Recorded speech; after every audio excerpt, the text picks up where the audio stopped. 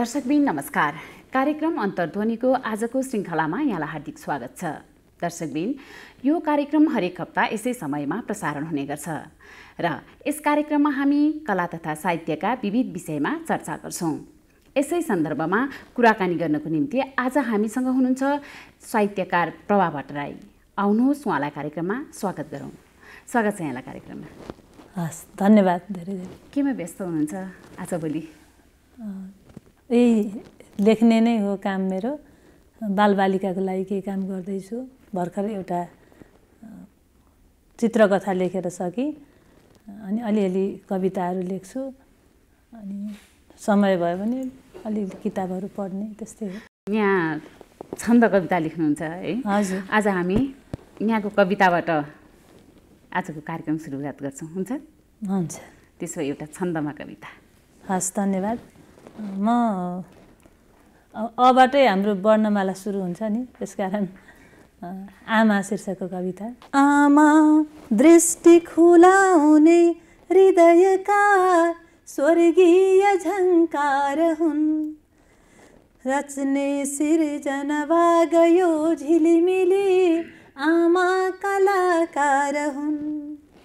आमा नै नभए हुँदैन रचना, आमा बिना के छ र? आमाकै प्रिय कोखबाट जगमा जन्मे स्वयं ईश्वर। आफ्नो जीवन मृत्युको पनि कठै परवाह छोडिकन सक्छिन् यत्न गरेर भर्न जननी निर्जीवमा जीवन। आफू जोखिममा परेर अरूको उद्धारको गर्छ र? आमा कर्मठ स्वार्थहीन जगकै स्रष्टा र संरक्षक। बाँड्छिन् सन्ततिमा बराबर गरी माया र श्रद्धा यिनी, छातीमा छहरा बगाई रसको सञ्चार गर्छिन् यिनी। जस्तै दुष्ट कपुतको पनि यिनी गर्छिन् भलो उत्तिकै, चाहे पुत्र कुपुत्र होस् भुवनमा हुन्नन् कुमाता कतै। आमा छन् घरमा भने घर भयो सम्पन्न औ सुन्दर। आमाकै मृदु मोहमा रहरिलो स्वर्गीय आनन्द छ। आमाको महिमा नभई त कविले रोएर भन्दैनथे, आमा बालक किन मार भगवान् संसार भर्ने भए। अन्तिम श्लोक। आमा हुन् ममतामयी सरिदयी वात्सल्यकी निर्झरी, जस्तै यत्न गरून् तथापि सहजै लाग्दैन आमा सरी। हुन्छन् शब्द अनेक यो जगतमा प्यारा र राम्रा, तर एउटै शब्द छ शब्दकोश भरिकै आमा सुन्दर, आमा सुन्दर। आमा शब्दमै पर्याप्त छ। हजुर। कस्तो मिठो लय। यो कविता राम्रो हुनमा लय राम्रो हुनुपर्छ कि शब्द लेखाइ राम्रो हुनुपर्छ यति सुन्दर कविता बन्नलाई? असाध्यै राम्रो कुरा गर्नुभयो। राम्रो हुनको लागि त सबै पक्ष नै राम्रो हुनुपर्छ। त्यसैले सुनमा सुगन्ध भइदिए कस्तो राम्रो हुन्थ्यो, उखुमा फल लाग्दियो भने कस्तो मिठो हुन्थ्यो होला, डाँठै त्यस्तो राम्रो छ। त्यस्तै राम्रोलाई चाहिँ अब राम्रै चाहिन्छ। शब्द पनि राम्रै हुनु पर्यो, शब्दमा भाव राम्रो हुनु पर्यो। शब्द मात्रै जोडेर छन्द मात्रै मिलाएर त त्यो कुरा हुन्छ, कविता हुँदैन। त्यसैले त्यसलाई वाचन पनि राम्रो हुनु पर्यो र शुद्ध वाचन पनि हुनु पर्यो। किनकि तपाईँले यसमा एउटा निश्चित गणहरूमा बनेको छ। यो शार्दूल विकृति छन्दमा मैले पढेँ। अब यसलाई निश्चित ठाउँमा हामी रोकिनुपर्छ। लघुमा छिटो जान्छौँ, गुरु अक्षरमा अथवा दीर्घ अक्षरमा अलिकति बिस्तारै जान्छौँ। त्यो सबै नियम पालना गरेर शुद्धसँग अलि मिठो आवाजमा पढ्यो भने मिठो हुन्छ कविता। कहिलेदेखि लेख्न सुरु गर्नुभयो? अब छन्दमा कविता यस्तो भयो कि म एकदम छन्दको पोखरीबाट उम्रेको फुल जस्तै हुँ। किनभने मेरो पुर्खौलीदेखि नै छन्दमा लेख्ने। आदिकवि भानुभक्त आचार्य हुनुहुन्छ भन्छ नि, त्यो तनहुको त पानी पनि कवितामय, हावापानी नै कवितामय छ कि के हो? अझ उहाँले आदिकवि भानुभक्त आचार्यले पनि छन्दमै कविताहरू सृजना गर्नुभएको थियो होइन? अझ यहाँले पनि छन्दमै गर्नुहुन्छ, त्यही ठाउँको मान्छे। हजुर, अब एक प्रकारले भानुभक्तले बनाइदिएको एउटा जुन छ नि तलाउ, अब त्यहाँ चाहिँ जो पनि मैले मात्रै होइन जसले पनि त्यहाँ छन्दमा कविता मजाले शुद्धसँग वाचन गर्न सक्छन्। त्यो हावापानी वातावरण त्यस्तै भयो। भानुभक्तको रामायण हो, खास गरेर रामायणबाट सुनेर हुर्केको पुस्ता हौँ हामी। भानुभक्तको हजुरबुवा श्रीकृष्ण आचार्य भने हामी सुनिरहेछौँ। श्रीकृष्ण आचार्यका 6 जना छोरामध्ये भानुभक्तको बुवा जेठो, मेरो जिजु बुवा माइला काशीनाथ आचार्यको सन्तति भए पनि हामी अहिलेसम्म एउटै परिवार छौँ। भानुभक्तको ठुलै परिवार छ भन्नु पर्यो, गोलो श्रीकृष्ण आचार्यको वंश। र यो वंशका मात्रै होइन, चुदिरमगामा जन्मिएका अरू थरका सबै भानुभक्तकै सन्तति जस्तै हुन्। त्यही माहौलमा हुर्केको हुनाले कहिले लेख्न थाले नि मलाई नै थाहा छैन। 10-11 वर्षको उमेरदेखि मैले छन्दमा कविता लेखेँ। त्यो नक्कल गरेर, मेरो बुवा पनि छन्दमा लेख्ने कवि नारायण दत्त शास्त्री, अनि उहाँले हामीलाई छन्दमै चिठी लेखेर पठाउनुहुन्थ्यो। बुवाहरूकै ठाउँ बस्नुहुन्थ्यो? हजुर, बुवा जागिरमा हुनुहुन्थ्यो, हामी घरमा बसेर पढ्थ्यौँ। अनि हामी पनि छन्दमै चिठीको जवाफ पठाउँथ्यौँ। अनि कति बेला लेख्न थालियो नै थाहा छैन। 10-12 वर्षमा चाहिँ मेरो प्रकाशित छ भन्ने, 12 वर्ष छँदा लेखेको कविता चाहिँ पहिलो प्रकाशित कविता झ्याउरे छन्दमा, बालक पत्रिकामा। त्यतिखेर यो अहिले जस्तो सजिलो अवस्था छ नि, त्यतिखेर यो कविताहरू प्रकाशन गर्नु कस्तो थियो अवस्था? बडो कठिन थियो। त्यो त हामीले सोचेको पनि थिएन। हामीले त कविता छापिएको हामी बच्चाहरूले पढ्ने हो। आफ्नो बुवा कवि भएको हुनाले कविताका किताबहरू घरमा हुन्थे, पढिन्थ्यो। तर संयोगले के भयो भने डाक्टर जयराज आचार्य, उहाँको चाहिँ राबिसे भन्ने हुन्थ्यो, राष्ट्रिय विकास सेवा अन्तर्गत उहाँ पढाउन भनेर आफ्नै गाउँ आउनुभयो मेरो काका। अनि उहाँकोले पढाउँदाखेरि अब कविताको कार्यक्रममा मैले कविता पाठ गरेँ। त्यो 12 वर्षमा लेखेको कविता त्यो उहाँले लिएर काठमाडौँ आउनुभएछ राबिसे सिध्याएर। नभए त कहाँ पहुँच हुन्छ, चुदिरमगाको मान्छेले काठमाडौँमा कसरी किताब छापे। अनि मैले त सोचेको पनि थिएन। पछि त तिम्रो नाममा खाम आछ, चिठी आछ भने खाम यति ठुलो आछ, सानोमा आउँथ्यो नि चिठी त। अनि ठुलो खाम देखेर एकदमै उत्सुक भएर खोलेँ। यस्तो हेर्छु त बालक भन्ने पत्रिका, यसो पल्टाएँ त प्रभा आचार्य भनेर त्यहाँ त मेरो कविता छापिरहेको। अनि यस्तो खुसी लाग्यो। अब हामी जस्तो सानो बच्चाहरूले लेखेको पनि किताबमा छापिने रहेछ भन्ने भयो। त्यो पनि एक प्रकारको मिठो सम्झना हो। त्यसले पनि अझ प्लस पोइन्ट भयो साहित्यमा आउनलाई, प्रोत्साहन गर्यो त्यसले।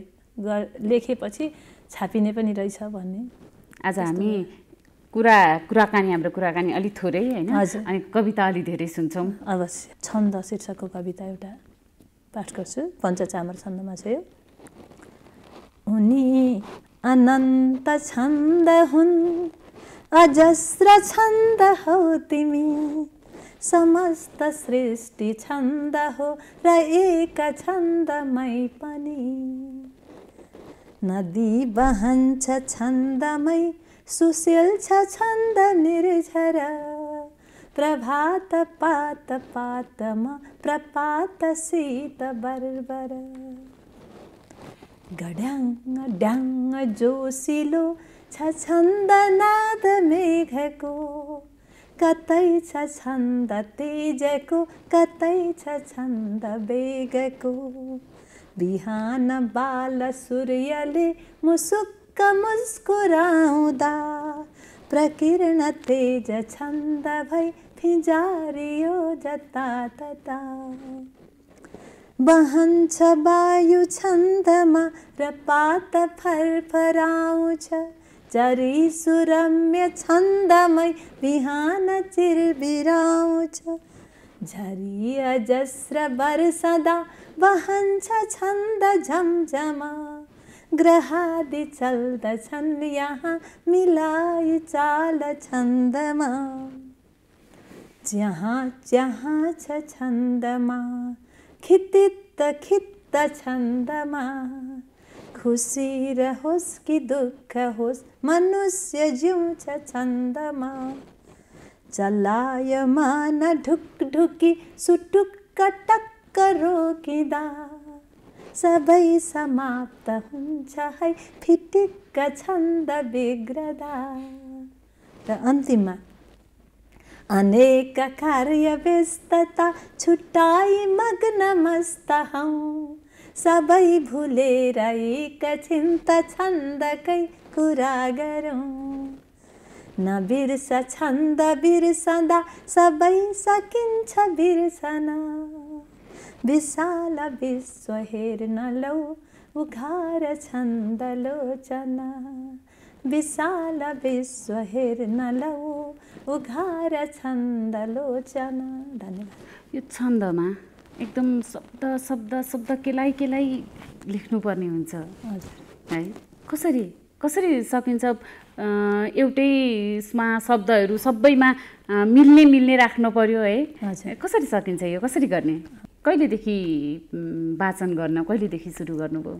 छन्दमा त मैले लेख्नुभन्दा अगाडि पढ्न थालेँ भानुभक्तका रामायणका 150-200 श्लोकहरू मलाई अहिले पनि कण्ठ छन् किनकि केटाकेटी बेला नै त्यसैमा बित्यो अभ्यास रहेछ। मैले जति बेला छन्द भनेको नियम हो पिङ्गलको छन्द शास्त्रको नियम हो भन्ने पनि थाहा थिएन गण सूत्र केही पनि थाहा थिएन यसलाई शार्दूल विक्रीडित भन्छन् भन्ने पनि थाहा थिएन पञ्चचामर हो भन्ने पनि थाहा थिएन त्यसलाई नक्कल गरेर म छन्द पाठ गर्थेँ। घर पनि सुनकै छन् गल्ली जो छन् सुनैका अब त्यो पाठ गर्दा गर्दा यो लयमा गाउने चिज हो भन्ने थाहा भयो। यसरी चाहिँ छन्द थाहा नपाइकन पनि छन्दमा यहाँले त्यतिखेर छन्दमा गाउँदाखेरि चाहिँ कस्तो भनिन्थ्यो? वास्तवमा अघि कुरा चलेको थियो यो शार्दूल विक्रीडित सबैलाई किन मनपर्छ भने यो लोक छन्द जस्तै हो झ्याउरे छन्द जस्तै गरेर लोकले यसलाई ग्रहण गरेको छ।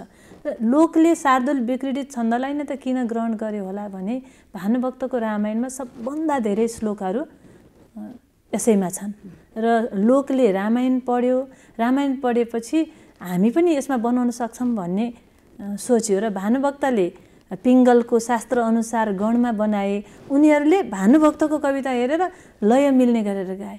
जस्तै मैले तपाईँलाई सुनाउँछु जस्तै कवित्त भन्छौँ हामी यसलाई लोक साहित्यकै एउटा विधा हो यो लोकगीतकै। काग कोइली वनमा ढुकुर जुरेली पन्छीमा राम्रो मयूर फुल फुल्यो नगारी सबै वनभरि टिपेर ल्याउनुहोस् हजुर सल्यानको हटिया बहुत घटिया देख्नमा राम्रो असल खोज्दा मिल्दा किन पाइने के यस्तो रित्तो पसल। यो मैले सानो बच्चामा सुनेको र यो जसले बनायो होला यो त लोक कविता भनेको लोकले कसैले बनायो उसलाई केही पनि थाहा छैन। लघुलाई पनि गुरु बनाएछ गुरुलाई लघु बनाएको छ तर बोल्दाखेरि यो वाचन गर्दाखेरि यो ठ्याक्क शार्दूल विक्रीडितको लयमा गाउन मिल्छ सुनु लाग्ने छ नि। हजुर त्यो एउटा सङ्गीत तत्त्व हुन्छ कि झङ्कार हुन्छ त्यो झङ्कारले चाहिँ मान्छेलाई यतातिर तान्छ र यसमा सबै गण नजाने पनि लेख्न भन्दा पनि यो त बोलेको कविता हो यो त लोकगीत जस्तै एउटाले अर्कालाई सुनायो त्यसरी आएको हो र त्यसरी घुलमिल भए शास्त्रीय छन्द गएर लोकमा गएर घुलमिल भयो। बाल चित्रकथा बाल चित्र कविताहरू पनि लेख्नु यो विधातिर चाहिँ कसरी केबाट यहाँ प्रेरित हुनुभयो कविता लेख्ने मान्छे? धन्यवाद। अब बाल साहित्य मैले सुरुमा लेखेको होइन छन्द कवितै लेख्दै थिएँ आफ्नो केटाकेटी हुर्किँदै गर्दा तिनीहरूलाई कथा सुनाउनु पर्ने कि हरेक दिन कथा नसुनिकन नसुत्ने कथा भएभरका कथाहरू सबै सकिसकेपछि मैले आफै सिर्जना गर्दै कथा सुनाउँदै गर्न थालेँ। अनि मलाई के लाग्यो भने सबैका केटाकेटीलाई यो समस्या छ। अनि मैले बालकथा लेख्न थालेँ, बाल कविता लेख्न थालेँ, केटाकेटीलाई फुल्याउन फकाउन। यसरी पनि सुरु हुँदै कति बेला चाहिँ म यो बाल साहित्यमा त्यही छन्द कविता कति बेला लागेँ जस्तै केटाकेटीलाई फकाउँदै खेलाउँदै अब अहिले त बाल साहित्य भनेको त एउटा हिस्सा नै भइसकेको छ। सृजना एकतिरको मात्रै नभएर हरेक कुराको सृजना हो र चाहिँ नि त। हजुरले त आफ्नो लागि मात्रै नभएर सबैको लागि पनि सम्झिनुभयो एउटा सृजना यो सबैलाई चाहिन्छ भनेर अनि सुरु गर्नुभयो। मैले त खास आमाहरू नै सम्झेर बनाएको हो कि आमाकै समस्या हो नि बालबालिकालाई। जस्तै म बिहान उठ्दाखेरि मेरी आमाले मलाई उठाउँदा मै मेरी मिच्चे म्या म्या ब्रुक उठ अब ज्राक जुरुक राष्ट्रकवि माधव घिमिरेको कवितैबाट उठ्थ्यौँ कि हामी बिहान। त्यसो भनेपछि म झुर्क उठ्थेँ, नभए नानी उठ अबेर भयो छिटो उठ भन्दा नउठ्ने। उठ अब कहिले हिँड्छु भुइँमा म, कहिले चढ्छु भुइँमा म, उठेर गर्छु म फ्राक फ्रुक मै मेरी मिच्चे म्या म्या ब्रुक। के शक्ति छ त्यो कवितामा थाहा छैन। कविता नै यस्तो जोसिलो छ कि आमाले त्यो कविता गाइदिएपछि हामी जराक जुरुक उठ्थ्यौँ। यहाँले फरक फरक विधामा कलम चलाउनु भएको छ, आफूलाई मनपर्ने विधा चाहिँ कुन हो? मलाई त मनपर्ने विधा कविता नै हो। कविता अनि कविता बच्चालाई कविता, कविता ठुलोलाई कविता, अनि कथा कहानीहरू पनि मनपर्छ। तर अब उपन्यास कथातिर म त्यति धेरै गएको छैन, फाटाफुटो मात्रै कथाहरू लेख्छु। यहाँले पद्मकन्या क्याम्पसमा प्राध्यापन पनि गर्नुहुन्छ है। यो प्राध्यापन पेसा अनि घर परिवार अनि यता साहित्यसँगै अगाडि लैजान गाह्रो भएन? हुन्छ, गाह्रो हुन्छ नि। तर सबै कुराहरू गाह्रो हुन्छन् भनेर कहाँ छोड्न सकिन्छ र। मैले पढाउने नै कविता हो। रुटिन हेरेर मिलाइकन मलाई कविता, खण्डकाव्य, महाकाव्य अहिले मैले पढाइराखेको विषयहरू। अनि यसरी नै लयमै विद्यार्थीहरूलाई पढाइदिन्छु म। अब कस्तो लाग्छ भने त्यो एउटा काम गर्न म गइरहेको छैन, त्यो एउटा कुनै समारोहमा गइरहेको छु जस्तो रमाइलो हुन्छ। प्रविधिको विकासले चाहिँ यो साहित्यमा कस्तो प्रभाव पारेको छ? प्रविधिले त साहित्यलाई त धेरै सहज बनाएको छ। किनभने अब यसलाई हामीले हेर्नु पनि पाछौँ नि, युट्युबबाट हेर्न पनि पाइएको छ। जस्तै कसैले प्रभा आचार्यको कविता, प्रभा भट्टराईको कविता भनेर किताबमा पढ्ने बाध्यता थियो। अहिले के छ त भन्दा खोज्न गाह्रो थियो। अहिले भर्खर पनि तपाईँले भन्नुभयो हाम्रो चिन्जानै भएको थिएन नि। युट्युबमा यहाँको कविताहरू मैले पढेँ भन्नुभयो नि, हेरेँ भन्नुभयो। त्यसले प्रविधिले धेरै सजिलो बनाएको छ, धेरै कुराहरू गर्न सजिलो। यो महिला भएर हजुर हैन, जस्तै साहित्यमा आउनको लागि वास्तवमा यहाँ साहित्यकारहरू महिलाभन्दा चाहिँ पुरुष एकदमै धेरै हुनुहुन्छ भनौँ। पुरुषको तुलनामा महिला एकदम कम हुनुहुन्छ। हजुर किन, कस्तो के कारणले होला? यो समयको पाबन्दीले हो कि के कारणले गर्दा चाहिँ महिलाहरू अगाडि आउन सकिरहेका छैनन्? महिलाहरू वास्तवमा पुरुषको तुलनामा महिलाहरू कम देखिएका छन्। त्यो भनेको के हो भने समय नभएको, समय हुँदैन। सक्ने भएर पनि कुनै काम गर्न खोजेर पनि समयले साथ दिएन भने सकिँदैन। किनकि बालबच्चा हेर्नु दायित्व हो, घर हेर्नु महिलाको दायित्व हो। पहिलाको जस्तो घर मात्र हेरेर हुने छैन। अनि अफिस गर्नु महिलाको दायित्व हो। धेरै कुराहरू महिलाको दायित्व अन्तर्गत पर्छन् र महिलाहरू त्यसैमा अल्मलिन्छन् अनि गर्न भ्याउँदैनन्। कति सिर्जनाहरू मर्छन्, भ्रूण हत्या हुन्छ भन्छु म यसलाई। सिर्जनाको भ्रूण हत्या महिलाहरू लेख्न नसक्ने होइन, सोचिरहेको बेला, एउटा सिर्जना मनमा आइरहेको बेला, मलाई त कस्तो कविता आइहाल्यो, म त बसेर कविता लेख्छु भनेर बस्न पाइने अवस्था छैन कि। त्यसकारण पुरुषहरूले ढोका थुनेर लत्ती मेरो कोही नआऊ है म लेख्न बसेँ भनेर बस्न पाउँछन्। महिलाहरू त आमा पनि हुन् नि। भोक लाग्यो भन्छ एउटाले, अर्कोले मेरो जुत्ता कहाँ छ भन्छ, मोजा कहाँ छ भन्छ, स्कुल जाने ब्याग मिलाइदेऊ भन्छ। त्यसकारण धेरै दायित्वहरूमा एउटी आमा चाहिँ, त्यसैले त 18वटा हात भइदिनु हुन्थ्यो भनेर कति आमाहरूले भने सुन्थेँ कि मैले। महिलाहरू गन्थन लेख्छन् भन्ने पनि छ नि। गन्थन लेखेको होइन कि उनीहरूको जीवनमै त्यो चिज छ, मसिनोपना छ।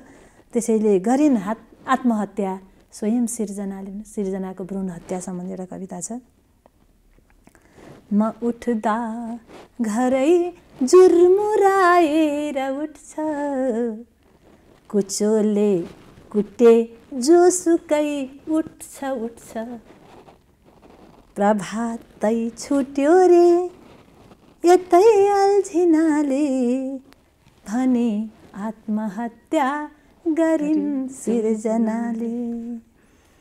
म पानी भरूँ या के कोरौँ सलाई, सधैँ हुन्छ अन्योलाई यस्तै मलाई।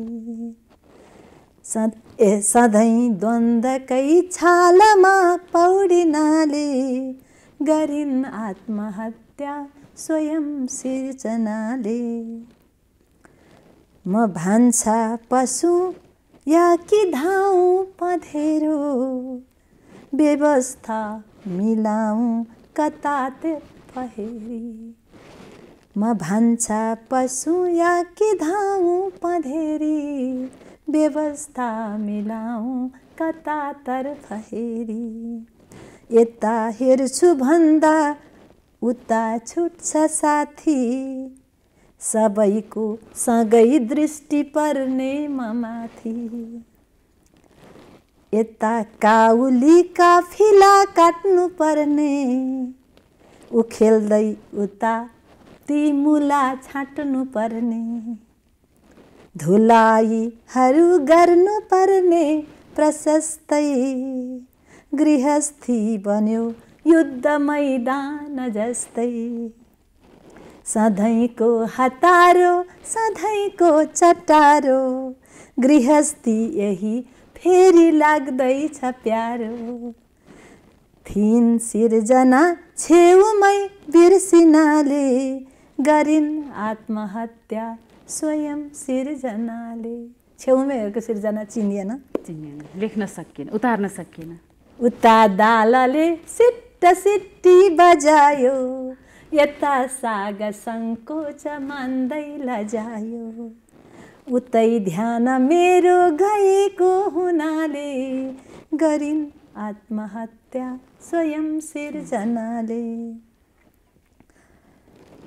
मसाङ्लाहरूले सधैँ बेरिएकी, छत्ताछुल्ल कर्तव्यले घेरिएकी। लहै पर्ख भन्दै उता फर्कनाले, गरिन् आत्महत्या काठै सिर्जनाले। यस्तै छ, लामो छ यो कविता। अहिलेलाई मैले यति सुनाएँ। यो भनेपछि नारीहरू कसरी अगाडि बढ्ने, गृहस्थी पनि छोड्न मिलेन, त्यसलाई लथालिङ्ग पार्न पनि मिलेन। चिजहरूले बाँधिएको छ, जेलिएको छ गृहस्थी।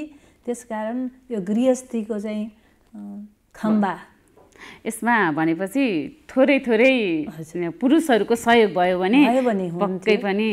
र नारीहरूले हीनता बोध गर्नुपर्ने केही पनि छैन, मलाई त्यस्तो लाग्छ। हामी योद्धा हौँ, सबै कुरा एउटा चिज छोडेर अर्को चिज त जसले पनि समात्छ होइन। एउटा छुटेपछि अर्को चिज त जसले पनि पक्रिन्छ, तर यो नछोडिकन त्यो पक्रिनु भनेको चाहिँ सङ्घर्ष हो, त्यो नारीले सक्छ र होइन। यसमा पुरुषहरूको सपोर्ट भयो भने अझ अगाडि साहित्यमा अगाडि आउन सक्छन् उनीहरू। पुरुषहरूले यो चाहिँ गृहस्थीमा यसलाई चाहिँ एकदमै सम्मान दिएर, यो गृहस्थीको काम भनेको बाँडेर गर्ने चिज हो। सबैमा हामीले त्यसलाई त आनन्द मान्न सक्छौँ नि। हरेक खानाको परिकार बनाउँदा खुसी लाग्छ। एउटा ऐना तपाईँले कपडाले पुस्नु भएर टलक्क टल्केर मुख राम्रो देख्नुहुन्छ आफ्नो, उतिखेर धेरै चिजहरू हुन्छन् कि, धेरै सिर्जनाहरू हुन्छन्। त्यसैले अब हामीले त्यो चाहिँ भन्नुपर्छ, हामी सबैजनाले बाँडेर काम गर्यो भने देश बन्ने हो, घर पनि त्यसरी नै बन्ने हो। साहित्यकारहरूले भनौँ न गरेका सृजनाहरूले समाज परिवर्तनमा केही भूमिका खेल्न सक्छ?